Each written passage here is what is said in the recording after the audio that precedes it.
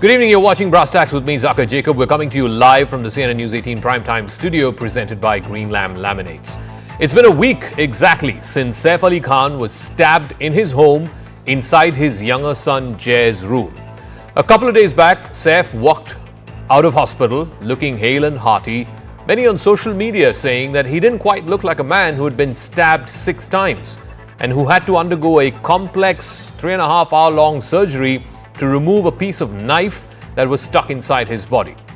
Tomorrow, the accused person, and there is so far only one, Shariful Islam, a Bangladeshi illegal, he will have to be produced by the Mumbai police in court, and there is a lot from the police's version that is just not adding up.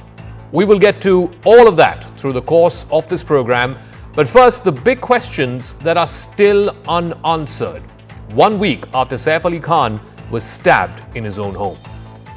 Now, here are some of the things that don't quite add up in the Saif Ali Khan story 1 week on. Political leaders in Maharashtra, for example, have already started questioning what is the official police version. They are giving their own twist to it. Maharashtra Minister Nitesh Rane has said he doubts whether Saif Ali Khan was really stabbed at all, or if this was staged, questioning the short recovery period after an almost near-death stabbing experience. On similar lines, Shiv Sena leader Sanjay Nirupam has asked how is it that after a 2.5-inch part of the knife was inside his body and doctors had to operate him in a multiple-hour surgery, that Saif was then able to return back home within just 6 days, and that too walking on his own, seemingly with no discomfort. MIM leader Varis Pathan has also weighed in, alleging that there is doubt and questions in the minds of people, and some secret, according to him, is being hidden. He's also urged the Mumbai police as well as Saif Ali Khan to clarify the same. Let's listen in to what these politicians are saying. Look, we don't want to be peddling conspiracy theories here. This is what politicians are saying, but they are echoing really what many people on social media are asking as well. तो एवढा तू असा बाहेरून चालत होता मला संशय राहिला का घरात चाकू मारला की ह्यानी कुठेतरी असंच ऍक्टिंग करून बाहेर निघाला असं टून टून टून करून असतंय ते लोगों के दिमाग में काफी सारी बातें आ रही है ना, किस तो एहराज की पर्दादारी हो रही है, क्यों पुलिस बता नहीं रही कि क्या एक्चुअली, क्योंकि इतना अगर गहरा घाव है, कमर में एक इंसान चल के आ रहा है, फोटोज अलग दिखा रहे हैं पुलिस, तो हम तो चाहेंगे कि पुलिस सामने आए और बोले कि क्या हकीकत है। जिस तरीके से डॉक्टरों ने बताया था कि जब सैफ अली खान पे हमला हुआ तब उनके पीठ में 2.5 इंच का चाकू घुसा हुआ था, फिर और ऑटो वाले ने बताया कि वो लहूलुहान अवस्था में हॉस्पिटल पहुंचे थे और उसका डॉक्टर ने बताया कि 6 घंटे तक उनका ऑपरेशन चला था। उसके बाद 4 दिन के अंदर एक व्यक्ति इतना फिट होकर के हॉस्पिटल से डिस्चार्ज होकर आ सकता है क्या? ये एक निर्दोष प्रश्न है। Now, there are many reasons why people are doubting the official version, why such conspiracy theories are being floated, why such comments are being made on social media. One is, of course, Saif's very quick recovery within 5 days, and there were grievous injuries, 6 stab wounds, 2 of them very, very dangerous. One of them was a 2.5-inch part of the knife being stuck inside his body, very close to his spine. But experts and doctors in particular say that modern-day medicine is now so advanced enough that such injuries can heal within 5 days. Also, when he walked out of the hospital a couple of days back, he seemed pretty casual, he seemed pretty cool about it. He didn't seem to be in any kind of visible discomfort when he returned home. That's also something that people are questioning. That too can be explained by doctors who say that there's nothing wrong in it. After all, his mobility was not affected in a way that his limbs were not targeted. Yes, there was a piece of knife stuck in his back, but that's been removed and that will heal, but that's not impairing his ability to move. Several netizens are also using, facial recognition to try and point out how there is no similarity between the person who's been arrested, the accused person, and the man whose image was caught on CCTV at 2:30 in the morning, seen escaping through the fire exit in Saif Ali Khan's building. They're saying facial recognition says there's no similarity between the two photographs. The accused, who's now in custody, reportedly slept in the garden. He got a haircut. He escaped the radar for that long, jumping through the fire duct and then eventually, leaving the building, exiting the building.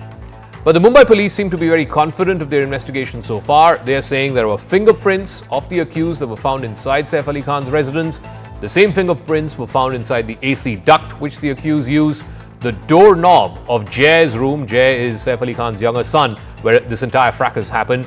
There are fingerprints on the doorknob of that room. All seem to have matched that of the accused. The third piece of the weapon, which the accused Shariful Islam used to attack Saif Ali Khan, they say has been recovered from an area in Bandra, which, according to the police, the accused himself led them to. The bloodied clothes from the day of the attack were also taken in for forensic investigation, claimed the police. And lastly, there is the Bangladeshi link of Shariful Islam. His driving license from Bangladesh is with the police, which the police say establishes that link. And then, of course, there are interviews now of his father from Bangladesh as well, who, of course, is disputing the official police version. But let's try and put some of these unanswered questions to the test. So lots of unanswered questions in the Saif Ali Khan case. Let's go across to former Uttar Pradesh DGP of police, Mr. Vikram Singh, who is joining us. Sir, we're just trying to find answers to questions that a lot of our viewers, a lot of people on social media are asking. The first thing that they're asking is, Saif Ali Khan, the police told us, was stabbed 6 times. One of the stabs was so dangerous that it left 2.5 inches of the weapon, the attack weapon. A part of that was stuck inside his body next to his spine. Doctors had to perform a 3.5-hour operation to retrieve that. And yet, 5 days on, he's walking fit as a fiddle. Many on social media are saying it's almost like he didn't go to a hospital and undergo a surgery. It's like he went to a spa or a resort and came back. Zakka, good evening. Thank you very much for having me over on your show. Well, these things cannot be explained. I have seen stabbing happen. I have seen the victims of stab wounds, and it is one of the most traumatic experiences one can possibly have. Heavens forbid that anyone should even face such a situation or see a person who has been traumatized by stabbing. Intestines start coming out, blood, there's excessive flow of blood, and the trauma that the person undergoes, indeed, it is a nightmare for the person who's been stabbed and for a person who sees them. Now, under these circumstances, it is highly unconvincing. I repeat, highly unconvincing that a person would be able to move around and then take a 3-wheeler. And during his journey from Guru Sharanam to the hospital, it is the duty of every society to inform the police and get the ambulance. Even the smallest of incidents of an altercation, these two things happen. Calling of the ambulance and dialing 112, nothing like that happened. And when he goes there the doctors are there. He's, well, no questions on that.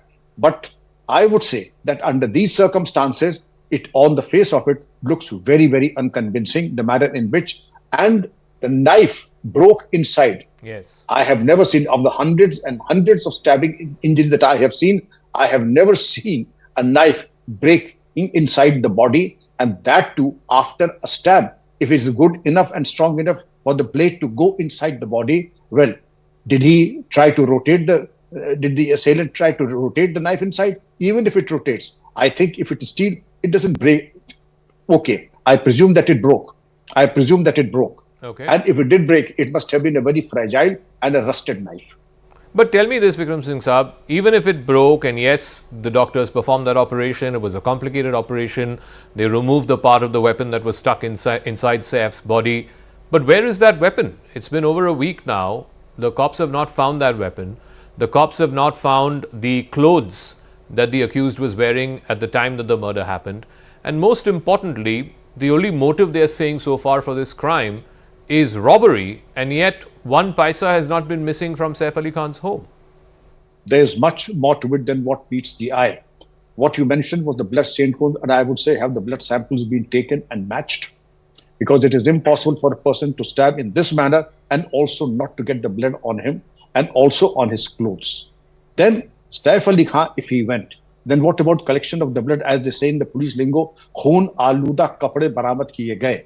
They would be saying it in Marathi, but in elsewhere they said khoon aluda kapde baramad kiye gaye. What was the recovery? There seems to be total silence on the chemical and the forensic examination of the blood samples. Nothing like that is there. And this should have been, this is something that is non-negotiable. This is the most important part of any criminal investigation that involves stabbing. And to your question, that obviously could not have disappeared into thin air. Have they interrogated the so-called accused Shariful as to what he did with the weapon? As they say, if the ala qatl has not been recovered, then the investigation is extremely shoddy. Therefore, this is another chink in the armor of the police version. Very, very quickly, Vikram Singh Saab, tomorrow the accused needs to be produced in court for further custody, or if the court so decides, then he'll be sent to judicial custody. What are the 2 or 3 things that the police have to be able to convince the court that yes, indeed, this was the man who carried out the crime? Connecting evidence. There are just only 2. The confession and also the fingerprints. And both, let me tell you, both, I'll repeat, both have been known in earlier cases. I don't say this one. In many, many cases, the manipulation of the fingerprints and the confessions are contrived and manipulated. And this is more so when the case happens to be a very high-profile case and where there's tremendous pressure on the police. Pressure not only of the public and the media, but also of other extraneous and frivolous consideration. And I will stop at that. All right, we'll leave it at that. Vikram Singh Saab, thank you very much for joining us here on Brass Tacks. Thank you. Meanwhile, shifting focus to our second story here on Brass Tacks, at least 13 people have been killed in a train mishap in North Maharashtra's Jalgaon district. This happened Wednesday evening. The accident took place after passengers stepped down from the Pushpak Express train onto the tracks, and they were run over by the Karnataka Express, which was coming from the opposite direction on the next rail track at about 100 kilometers plus per hour. The accident occurred near the Pachora station, where the Pushpak Express had stopped after somebody pulled the chain because there was a rumor of a fire that happened on board. This was roughly around 5 o'clock in the evening yesterday. Maharashtra Chief Minister Devendra Fadnavis has called the incident extremely unfortunate and deeply distressing. The Chief Minister has also announced ex gratia of 5 lakh rupees to the kin of the deceased, saying that the state government will bear the expenses for the injured who are undergoing treatment. Compensation of 50,000 rupees has been announced for those who are seriously injured. Prime Minister Modi has also expressed his condolences and his anguish over the accident. Authorities are providing all the possible assistance to the victims. So let's try and break this down for you. What exactly happened? What is the sequence of events? The Pushpak Superfast Express, it left Jalgaon station a little after 4 o'clock in the evening. Suddenly, somebody noticed smoke coming from the front part of the train, and suddenly there was a rumor that there was a fire, that the train had caught fire, and that led to panic amongst passengers. So passengers then decided to pull the chain, and the train came to a halt. The Pushpak Express stopped at that place, bang on the middle of a rail bridge upon a riverbed. The riverbed had dried up. Once this train, the Pushpak Express, comes to a halt, the passengers jump out thinking there's a fire on the train because they were seeing smoke coming up from the front part of the train. They were standing on the tracks. There were just 2 tracks, one on which the Pushpak Express was, and there was a neighboring track.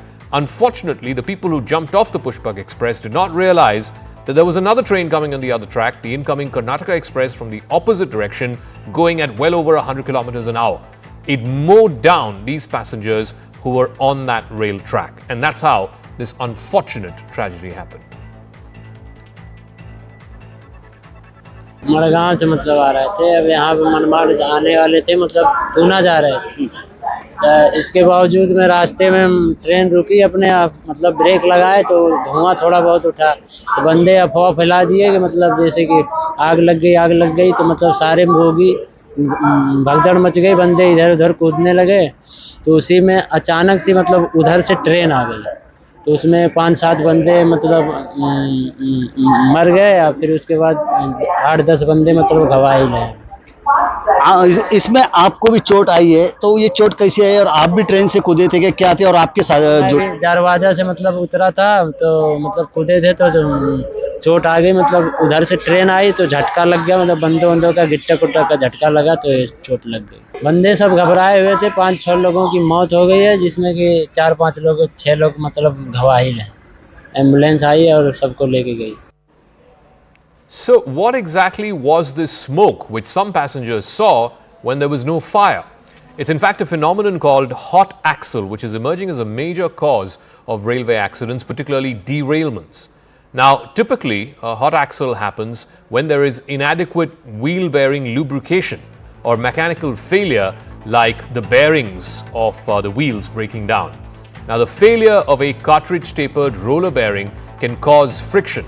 Because of that friction, it results in overheating, and when it overheats, you see the smoke coming in the area between the tracks and the wheels. The overheating leads to melting grease, there could be smoke, and potentially it could bear damage. It could lead to a fire which may stop the rotation of the wheel. Now, the increase in temperature causes the axle to heat up. Eventually, like I said, there is smoke that is seen. Even red-hot wheels are a visible sign of the hot axle phenomena. If it is undetected, then the bearing of the wheels may completely burn out. And once that happens, that could potentially lead to a derailment. And in some cases, like I said, that smoke could lead to a fire. Jalgaon जिल्ह्यातील पाचोऱ्या नजीक अतिशय भीषण अशा प्रकारचा अपघात किंवा ही दुर्घटना घडलेली आहे आणि जे जखमी आहेत त्यांचा संपूर्ण उपचार हा वेगवेगळ्या हॉस्पिटल्समध्ये जिथे जिथे ते आहेत तो सगळा मोफत उपचार त्या ठिकाणी करण्यात येईल आणि त्यांचे जे नातेवाईक आहेत त्या नातेवाईकांच्या फॅसिलिटेशन करता किंवा त्यांना नीट सगळ्या गोष्टी मिळाव्यात अशा करता देखील सर्व प्रकारचे निर्देश देण्यात आलेले आहेत. अतिशय दुर्दैवी अशा प्रकारची घटना आहे. जलगांव में हुआ हादसा बहुत ही दुर्भाग्यपूर्ण है और जो घायल है उनका इलाज तुरंत अस्पताल में उनको हॉस्पिटलाइज करने की सूचना दी हुई है. वहां पर रेस्क्यू ऑपरेशन चालू है और बिल्कुल सभी लोगों को सभी तरह की सहायता जो है सरकार की तरफ दे रहे हैं. Meanwhile, in its effort to try and ease the parking menace, traffic congestion and air and noise pollution, the Maharashtra government is considering a plan to overhaul the existing system of vehicular mobility in Mumbai. The state government is considering a policy that would mandate vehicle buyers to provide proof that they have an allotted parking space in their home, in their apartment complex, before they can actually purchase a vehicle. This is now part of a 100-day transformative drive. The government says that the proposal is aimed at addressing the mounting problem of vehicular congestion in urban areas and densely populated cities like Mumbai. It will apply only to new vehicle registrations and not to the ones that are already out on the roads. So here's what the proposal is. If you want to buy a new car in Mumbai, if and when this proposal comes into effect, you will have to produce proof to the RTO that you have parking space. The Transport Commissioner's Office would make it mandatory for all motorists to produce certified parking area certificate before their new car can be registered. And if you don't have parking space, you don't get to register your new car. Legislative changes, including amendments to the Motor Vehicles Act and the Municipal Corporation Act, will have to be done in the first place before this can come into effect. For residents who live in single homes, then provisions will allow them to obtain a clearance certificate from the local authority confirming that that person has access to parking. The rule would apply only to new vehicle registrations and not to already existing vehicle registrations. So, what is the government's justification? Because on the face of it, it seems quite bizarre. How can anyone produce proof of parking before they buy a car? Here's why the government is planning to change the rules. Number one, there has been an unprecedented rise in the number of vehicles. And this is true across urban India, not just in Mumbai, but certainly Delhi, Bangalore, you name it. Most of our cities are congested with vehicles. Number two, there have been massive parking issues and road congestion because of the almost flagrant number of vehicles that are being registered on a daily basis. Number three, it ensures smoother vehicular movement if there are fewer new registrations of vehicles. The government's justification is also to try and tackle parking indiscipline in areas, particularly in urban areas. In Delhi, for example, you've heard of these horror tales of people, violently attacking each other because somebody had parked in a wrong spot. And five, to limit the number of private vehicles and to promote public transport. Let's listen in to Pratap Sarnaik. He's the Transport Minister in Maharashtra. He spoke exclusively to my colleague Mayuresh.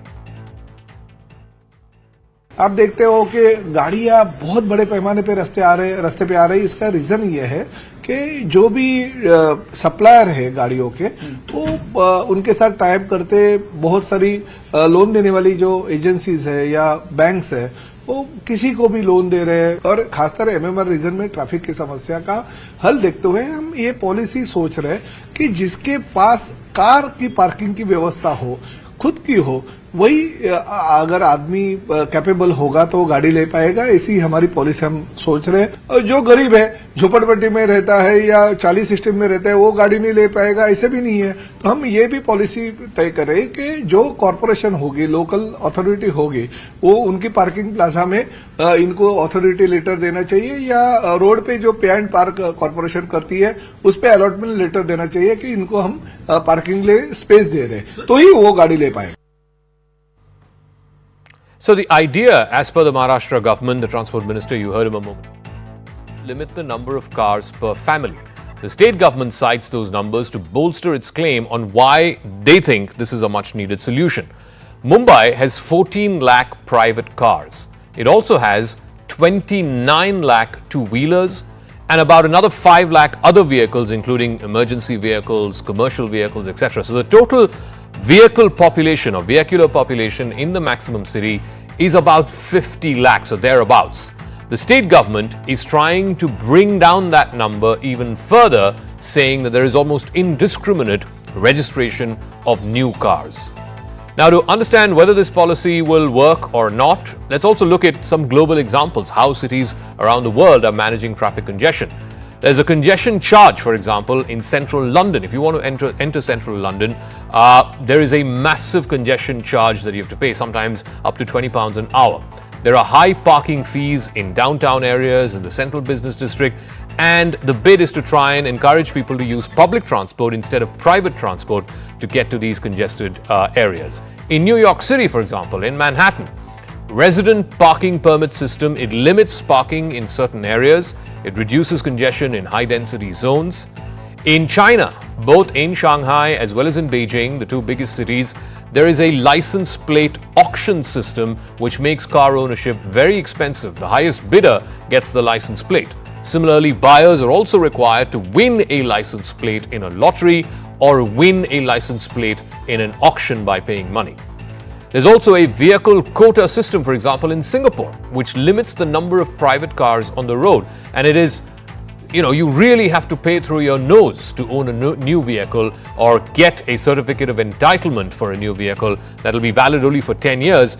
But for ordinary, regular, average cars, it could be up to 5 times higher than if you were to buy it in any other part of Southeast Asia. Also, high parking fees and time-limited spaces discourage long-term parking in Zurich. Parking management system uses a color-coded zoning system as well as encourages the use of public transport and parking garages. And in Tokyo, new vehicles require proof of a parking space before registration, something that is similar to what they're proposing in Mumbai. The move is aimed at reducing street parking and managing congestion in populated areas.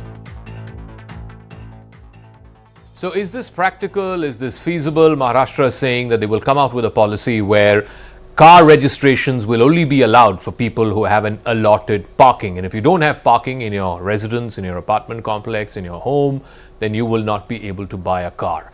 Joining us now is someone who knows a thing or two about traffic, former Delhi Police Commissioner, former Lieutenant Governor of Pondicherry, and of course, she was the traffic person in charge when the Asiad Games happened here in Delhi back in the 1980s. Thank you very much, Kiran Bedi, for speaking with us here on CNN News 18.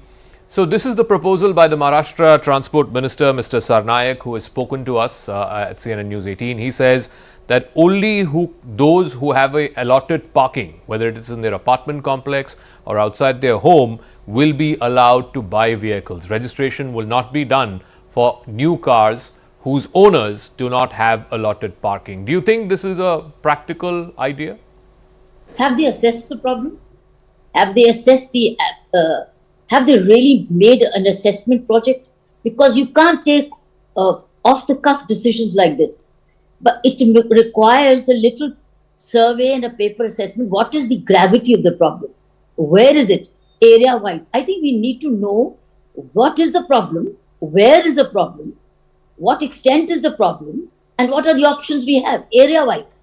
But it's a good idea. The idea is not bad that when you're building a new construction, that you create it on stilts. Now most of the houses are coming up on stilts. Yeah. And they are leaving parking places, which is essential. Well, Singapore has done that, and many other countries have done it. But it's a good idea. Idea is good, but it's not just a domestic, it's not just people's residential construction of buyers problem. It's also government problem. It's also part of planning problem. It's also the land owning authorities issues. Where are they creating? Have they created common parking places? I think we need to look at the holistically and not just only on the buyer. I think that's being knee jerk.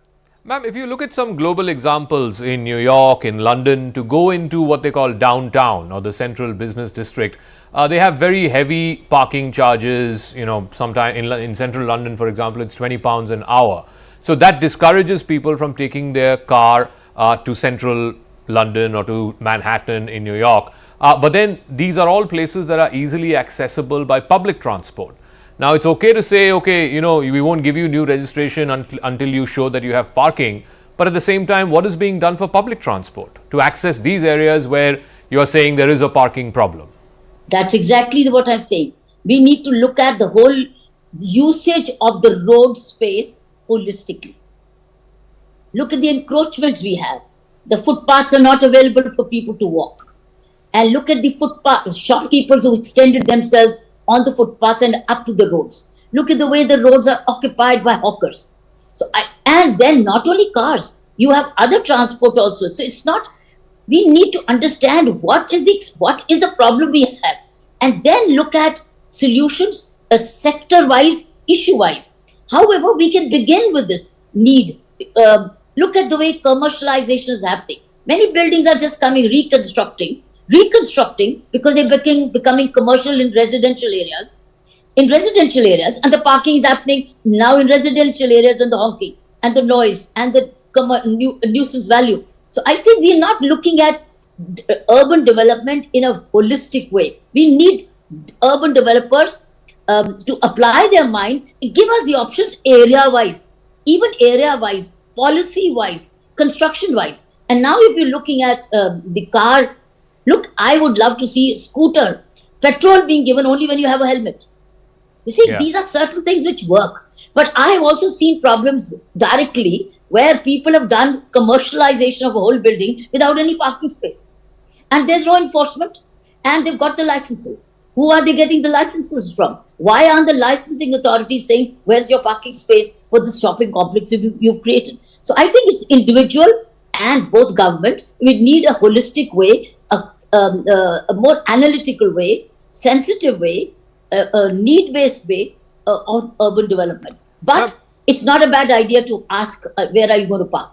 One example that is cited again and again is Singapore, where buying a car, an average car, is probably 5 times more expensive or 10 times more expensive because the taxes on it are so high that they discourage people from buying new cars. In Delhi, for example, there are more cars, there are more four-wheelers than there are people.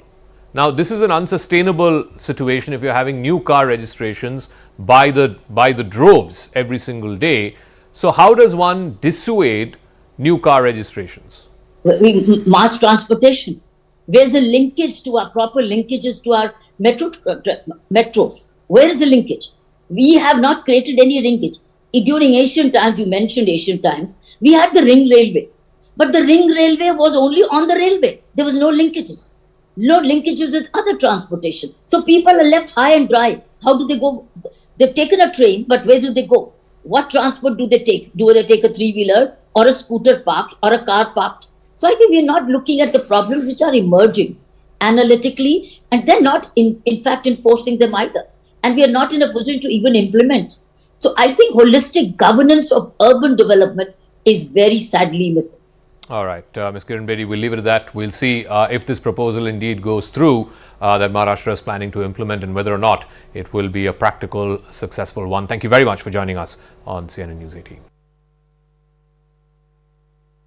So the Indian American community is one of the fastest growing immigrant populations in the US. They're going to be profoundly impacted by Donald Trump's attempt to change the entire immigration landscape. Children born in the US to Indian parents, regardless of their visa status, will no longer automatically receive American citizenship. The executive order could create significant legal gray areas, particularly for children who are born to Indian immigrants who are on a temporary work visa, like an H-1B, or those who are waiting for their green cards. Remember, there is a long waiting line, more than a 10-year waiting line for green cards. And that issue was one of the focal points of the bilateral meeting between India's External Affairs Minister Dr. S. Jaishankar and his new US counterpart, the Secretary of State, Marco Rubio. External Affairs Minister Dr. Jaishankar clarified India's stand during his meeting with the US Secretary of State. The EAM pointed out the long waiting period for getting a US visa, at some count more than a year, more than 365 days if you were to get a temporary US visa, and he said that's not serving the relationship. He also emphasized that India is very much supportive of legal mobility between both countries. He wants Indian skills and Indian talent to get the best opportunities at the global level. He also affirmed India's position on illegal immigration of Indians. He told his counterpart that Delhi is open to the legitimate return of Indian citizens who are living abroad illegally, including those who are in the US. He said that this stand of Delhi has been consistent and principled, and it applies to people in America just as much as it applies to people anywhere else. Now, the bilateral meeting between Dr. Jaishankar and Secretary of State Marco Rubio came in the backdrop of America identifying roughly about 18,000 illegal Indian immigrants who are to be sent back home. The figure could be much higher, though, given that it's unclear how many illegal Indian migrants are there in the US. As per data from the American government, Indians accounted for 3% of all illegal border crossings in 2024, and over 1,000 of them were deported from the United States just in the last year. External Affairs Minister Dr. Jaishankar has said that New Delhi will verify the documents of these people, and if they are genuinely found to be Indian nationals, then India will gladly accept them. We had a discussion on a range of issues, and one of the issues which came up was actually mobility of people. Now, we have a position on mobility which is a principal position, applies to all countries. As a government, we obviously are very much supportive of legal mobility because we do believe in a global workplace. We want Indian talent and Indian skills to have the maximum opportunity at a global level with every country, and the US is no exception. We have always taken the view that if there are any of our citizens who are not here legally, if we are sure that they are our citizens, we have always been open to their legitimate return to India. I've seen some numbers. I caution you about them because for us a number is operative when we can actually validate the fact that the individual concerned is of Indian origin. And the fact that at our end we have to verify that they are indeed Indians because naturally there are sensitivities involved there as well. So Donald Trump's bid to end birthright citizenship has triggered panic not just in the US but around the world. He faces legal hurdles about whether a constitutional amendment can be removed with an executive order. Democratic attorneys general and immigrant rights advocates say that the question of birthright citizenship is well settled in American law, and that while presidents have broad authority, they are not kings or rulers of America. CNN News 18's Sanjay Suri spoke to members from the Indian American community about Trump's bid to end birthright citizenship.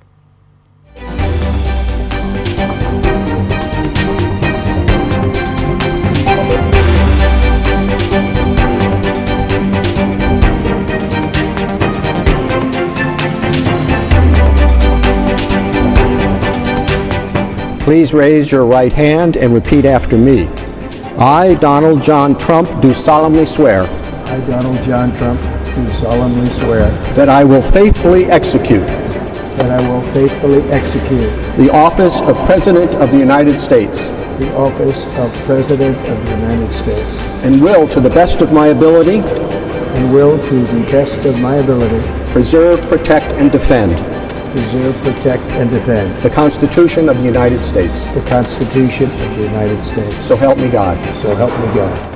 Donald Trump said immediately on assuming presidency that he believes in legal migration, believes that it helps build America, keep it at the cutting edge, and then he undercut that on day one itself with an order ending birthright citizenship.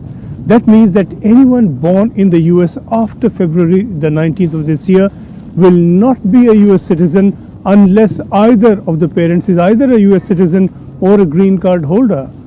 Thousands and thousands of H-1B visa holders will be affected, the majority of them Indians. About 3 in 4 H-1B visa holders are Indian. That order came on day one, and by day two, at least two major lawsuits had been filed against that order. One in Massachusetts by a group of 18 Democrat-led states, together with Washington, D.C. and San Francisco. The other in New Hampshire by a number of civil liberties groups. If that order were to prevail, it would be something like going to work in the Gulf, stay as long as you're allowed to, earn what you can, and then return. Never dream of settling, so that you could dip into the American dream, but never become a part of it. The birthright citizenship executive order would mean, if it went into effect, that if both parents are H-1Bs and their child is born after February 19th, that child would not be an American citizen. The initial visa period is 3 years, and then you can get a renewal for another 3 years. And my understanding was that there was a law that allowed for even further extensions, perhaps a year or another 3 years on top of that. We have many people who are H-1Bs who are waiting in line for green cards. And if your H-1B expires and you don't have a green card, my understanding is that you do have to return. So how does the world respond to Trump? How does the world tread this path for the next 4 years? Joining me now is Mr. David E. Sanger. He's the White House and National Security Correspondent with the New York Times newspaper. Thank you very much, Mr. Sanger, for speaking with us here on CNN News 18. So Trump has clearly made immigration his number one issue. He's ordering troops to the southern border. There's an emergency on that border. He's even, passed an executive order to remove birthright citizenship. And yet at the same time, I think yesterday in comments at the Oval Office, he said he likes the H-1B, which is a temporary work visa. So what really is Trump's playbook when it comes to immigration? Because seemingly these two seem a bit contradictory on the face of it. They may seem to be. First of all, the first thing to understand about Donald Trump is he's the son of immigrants, right? His father's family initially came from Germany. His mother was directly a legal immigrant to the States, as most of us Americans, myself included, are, if you go back just a few generations, immigrants. His campaign was, as you rightly point out, driven very heavily by the immigration across the illegal immigration across the southern border.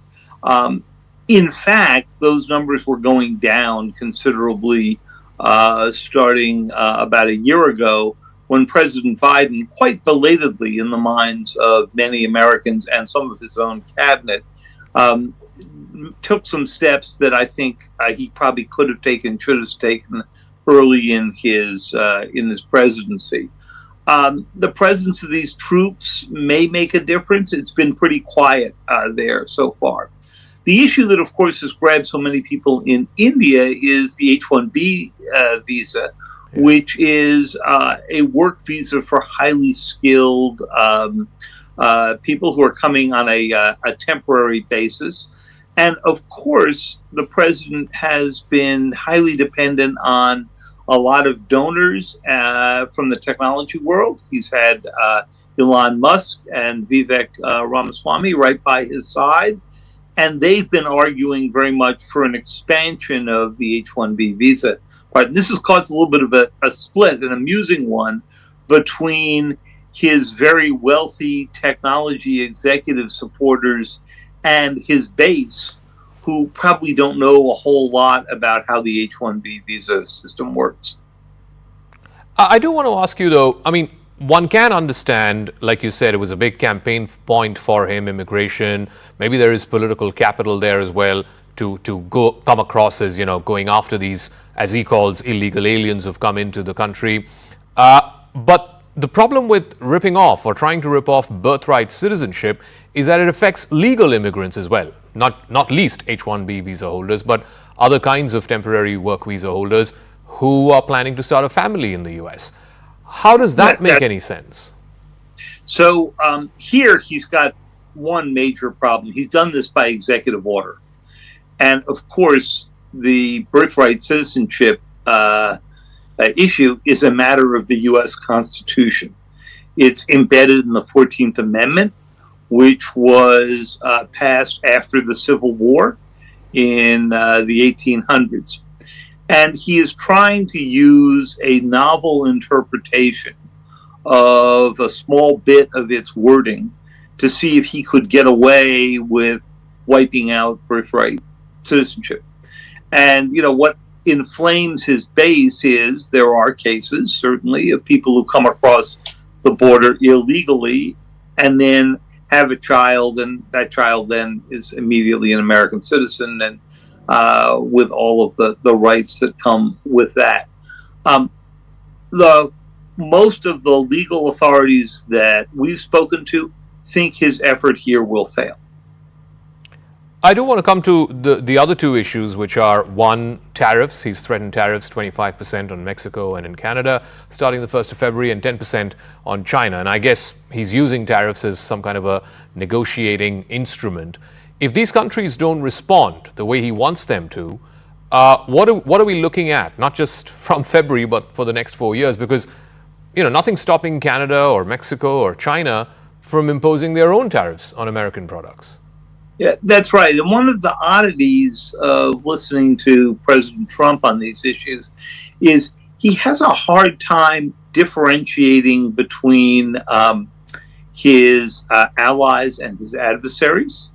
And he has a hard time differentiating between the use of tariffs to right an economic wrong. For example, in China's case, if he was placing tariffs on state-subsidized semiconductors that are being shipped to the United States, undercutting U.S. semiconductors because the state is making them cheaper to produce, that would be a classic use of tariffs. This 10% use that he is threatening is because of China's role in bringing fentanyl into the country, frequently through Mexico. In the Mexico-Canada case, he simply wants to rewrite not only NAFTA, the old North America Free Trade Agreement, but the free trade agreement that he himself renegotiated in his first term. And there, I'm sure he's just using it for leverage. There is every risk, as you suggest, that he is just going to start a tariff war, and that the ones that will be hurt the most in many ways will be American consumers. And one of the big questions, since he got elected in part because of anger at inflation in the United States, is whether these tariffs are themselves inflationary. I want to come to the two wars, and he has said on numerous occasions, including after taking office, that he wants to end both the Russia-Ukraine war and the Israel-Hamas war. I'll start with the Russia-Ukraine war because he's put out a long tweet last night where he's basically said this war never should have started in the first place, and that he's giving Putin time to cut a deal, and then Putin should accept this deal, and then Russia is hurting, and so on and so forth. Why should Putin accept a deal? And under what terms? Well, the big question right now is Putin even interested in negotiating? Mm-hmm. The assumption is, here in Washington, among some of the NATO allies, that the casualties have been so great for the Russians that Putin wants a way out, a way to declare victory and get out. And it's very possible that Trump will provide him with that, because one of the things the Biden administration said early on was that Putin should not be rewarded for his aggression 3 years ago, not quite 3 years ago.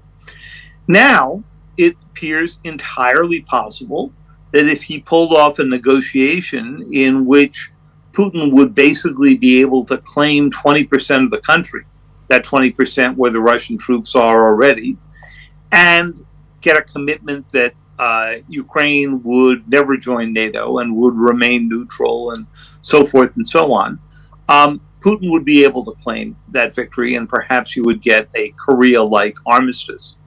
We don't know if Putin is ready for that. And we also don't know if Putin wants to press his arguments further and call, as he did it before the war started, for the pullback of NATO troops from former Soviet states. And that would be a really hard run as well.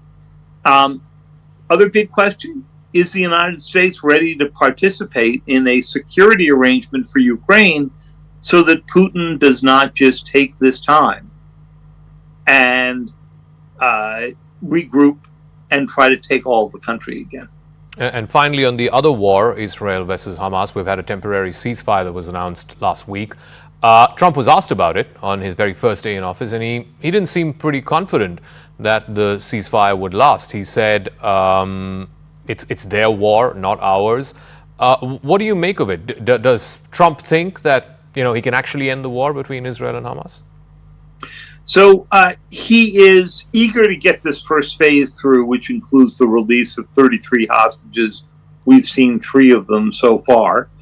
And the big question is he ready to move on to the next phase? And there, he's acting more like the United States can be a bystander than an active participant in that process. It's not clear how interested he is in it. It's not clear whether he is willing to press Bibi Netanyahu on this, because getting to the next stage would mean deciding in the end who's going to run Gaza. The U.S. has said who it can't be. It can't be Hamas, but not indicated who it was prepared to go help stand up a government there. And of course, Netanyahu is under huge pressure not to do this because it could tear his government apart and toss him from power. So this is going to be the moment where we are going to discover whether President Trump is willing to stand up to 2 of his oldest friends. One of them being, of course, Prime Minister Netanyahu, but the other in many ways being Vladimir Putin. All right.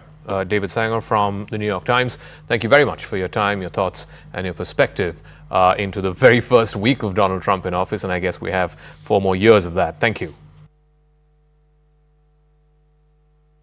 In recent weeks, US President-elect Donald Trump has indicated a desire to annex territory that is far beyond the United States. He has said that America should take back Greenland and the Panama Canal using either military or economic pressure. He's also routinely derided Canada as the 51st state of the United States. He has reignited discussions around US territorial ambitions and whether America is going back to its expansionist self like we saw in the 18th and 19th centuries. We explore these territorial ambitions, the potential methods that Trump could use, whether it's military or economic, and whether this represents a modern iteration of the Monroe Doctrine. Is this the Trump doctrine of the 21st century? Trump's fixation on Greenland is driven by its strategic location and its resource potential. As the world's largest island, it is rich in rare earth minerals, oil and natural gas, and that makes it a significant asset in global energy demand and supply. The melting Arctic ice has opened up new shipping routes that could enhance trade, but also increase competition with countries like China and Russia. Both these countries had recently signed a deal to explore Arctic shipping routes. The Panama Canal is crucial for international trade, with approximately 40% of American container shipping passing through this canal. Trump's concerns revolve around alleged Chinese control over the canal, which he claims undermines America's economic interests. A Chinese company does control 2 of the ports in this canal, but the sovereignty and overall control of the canal itself rests with Panama and not with China. On Canada, Trump has suggested that Canada should become the 51st state of the United States. He has cited economic pressures and a massive trade deficit as a justification for his territorial ambition. He's also indicated that he would consider using economic coercion rather than military action in the case of Canada.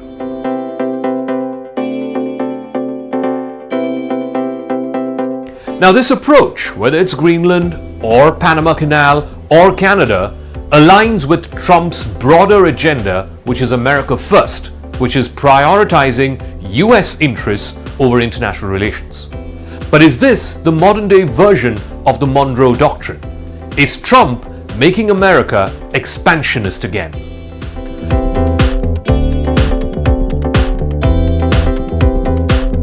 The Monroe Doctrine was established in 1823. It was a cornerstone of US foreign policy which aimed to prevent European interference in the Americas while asserting American influence in the entire Western Hemisphere. Trump's ambitions can be viewed as a contemporary reinterpretation of the Monroe Doctrine. He emphasizes unilateral American action to secure American interests. Only in this case, instead of Europe, which was the perceived enemy back in the 18th and 19th centuries, today in the 21st century, Trump has portrayed China and Russia as America's modern-day enemies.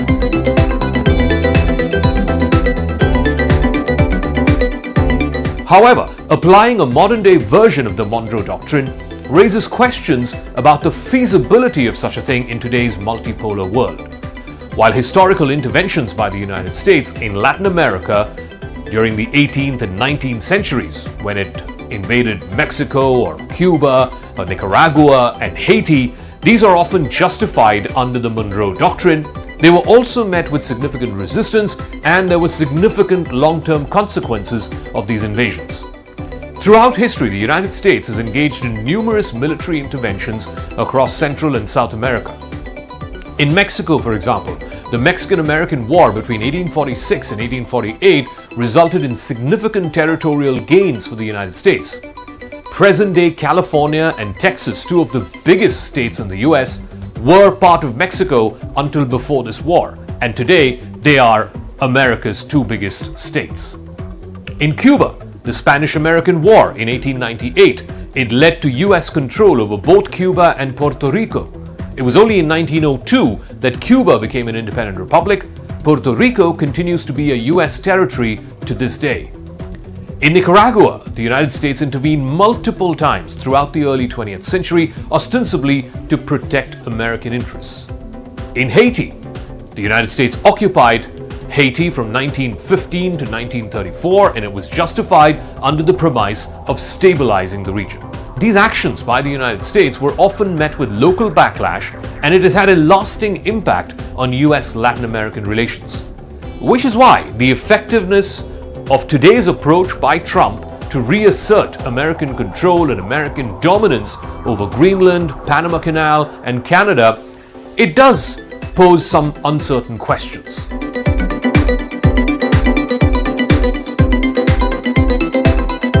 The current international order is characterized by multiple power centers. China is a big rising country, Russia is trying to reassert itself, and then there are middle powers like India. Any aggressive move by the United States, particularly if it's a military move, that could provoke a significant backlash from other countries. Both Greenland and Panama have expressed strong opposition to any form of coercion by the United States. They have emphasized that they are autonomous countries and they're not up for sale. But that's not the only reason why this modern-day expansionism might not work. This sentiment is likely to resonate with other countries who are wary of imperialistic tactics. Once bitten by colonial powers, these countries are twice shy.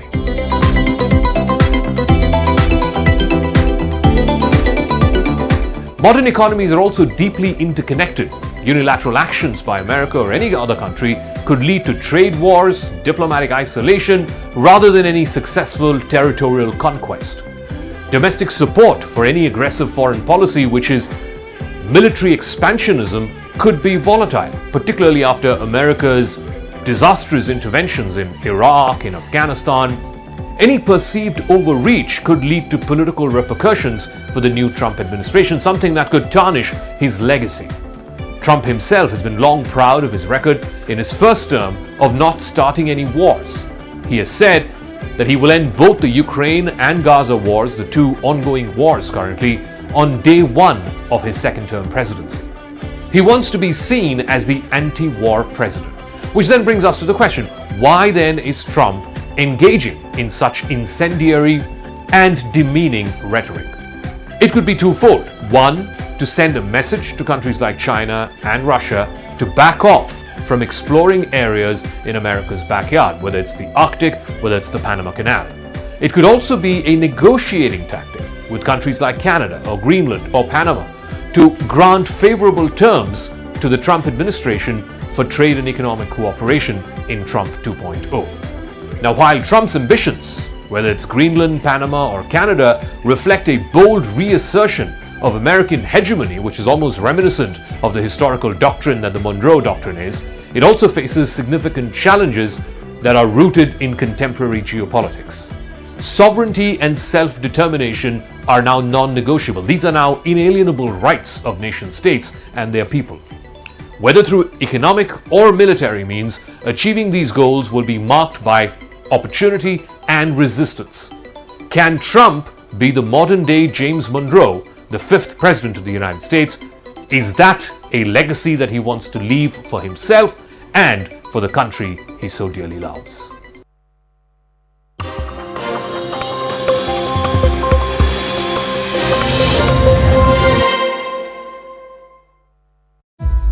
States, he has now weighed in on the ongoing debate over the H-1B foreign guest workers visa, saying that he preferred both sides of the argument, while also noting that he liked very competent people coming to our country, is what he said.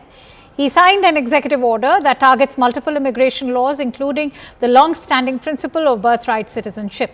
Now, this move has sparked intense debate and is expected to face legal challenges. At the heart of the controversy is the 14th Amendment of the U.S. Constitution, which grants citizenship to all individuals born in the United States. However, Trump's executive order seeks to reinterpret this amendment. It asserts that children born to undocumented parents are not entitled to automatic citizenship.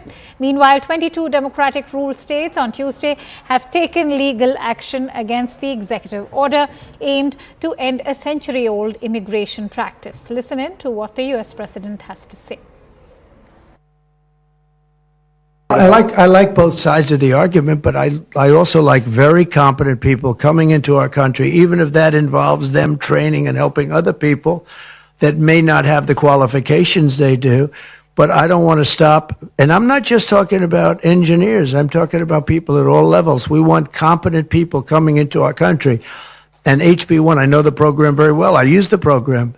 Maitre d's, wine, experts, even waiters, high quality waiters. It's another important question where it's hard to give you an answer because of the uncertainty of what Trump is going to do on any given point. There's no doubt when we consider the problem of illegal immigration that the problem is severe and needs to be fixed, and Trump's position on that is very popular. What people don't talk about enough is the legal immigration system, which is hopelessly gridlocked. It's very politically difficult to change. My own view is that we should welcome additional immigrants. It's a source of strength for the United States. The visa program is a way to bring people in. They may decide to return to their home country. They may decide to apply for citizenship in the United States. But I think it's a very positive program for the United States. And at some point, we need to find the political will to allow more legal immigration. It's a question of, I think, the long-range future for the country. It's just important for any sovereign state to say we're going to do it in an orderly fashion, and we're certainly not doing that now.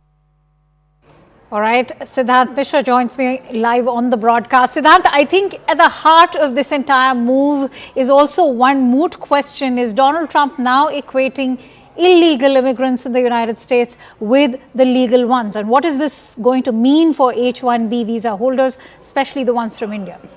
Well, that's absolutely right, Akanksha. In fact, there are many aspects to this entire immigration, U.S. immigration policy.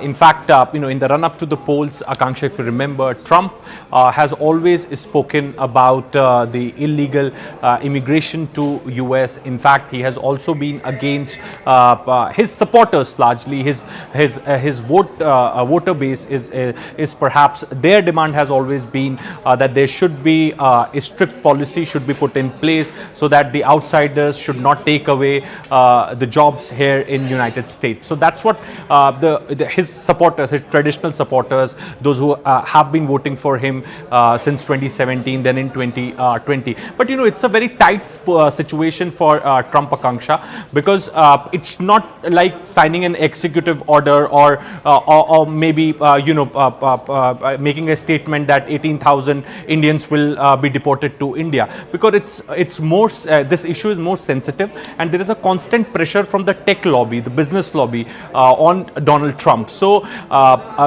today also, if you see Akanksha, he has given mixed signaling when it comes to the H1B visa. So it means that he has still not decided that what needs to be done, what steps needs to be taken, because here he has to keep the tech bros also happy. At the same time, he also have to do some things, take some actions perhaps, so that it can satisfy his traditional voters, those who voted for him 2017, then 2020, and then this time around. So that is also a big challenge for Trump, and this is the reason that, you know, he said that he likes both sides of this story, and his supporters, Elon Musk, Vivek Ramaswamy, have openly been supporting H1Bs. Many thanks to you. He has now weighed in on the ongoing debate over the H1B foreign guest workers visa, saying that he preferred both sides of the argument, while also noting that he liked very competent people coming to our country, is what he said. He signed an executive order that targets multiple immigration laws, including the long-standing principle of birthright citizenship. Now, this move has sparked intense debate and is expected to face legal challenges. At the heart of the controversy is the 14th Amendment of the US Constitution, which grants citizenship to all individuals born in the United States. Laminates presents CNN News 18 Primetime Studio.